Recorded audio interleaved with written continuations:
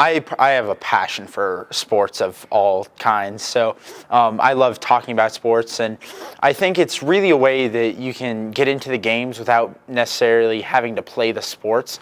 And for a person like myself who loves sports as much as I do, if you love sports, you're able to show your passion in a different way, and you're able to show your knowledge of the game, and I just love sharing my knowledge of the game. There's only so much cheering you can do before you start to get a little bored, so broadcasting sports is a lot more fun, a lot more enthralling when you're at games. You get to spend a lot of close time with good friends up in the booth.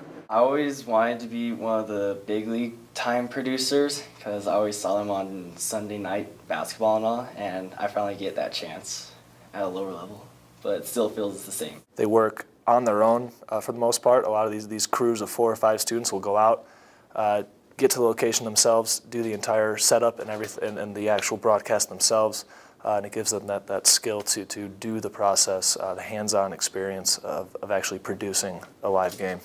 During the live broadcast, an issue will come up, and you have to be able to fix it right away during the broadcast while still making sure everything else goes smoothly. So the whole time while you're working on something else, you have to be problem solving, making sure everything else works properly.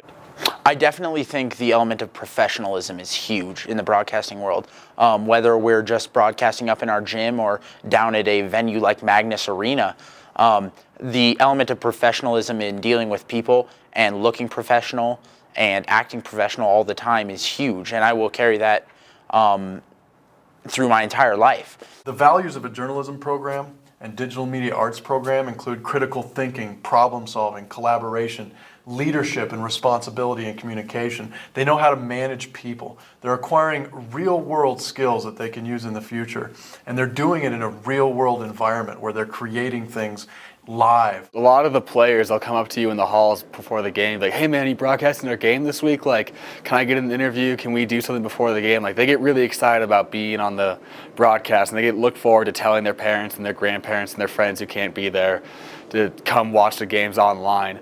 And it's also really cool because I play lacrosse in the spring too, so it's fun not only broadcasting but being broadcasted when it's my turn to be on the show. I think the community in the broadcasting club is one of the best around. I know I've made a lot of great friends, and I've formed a lot of fantastic relationships because our talking points are there, and it's a great way to start communication with those friends.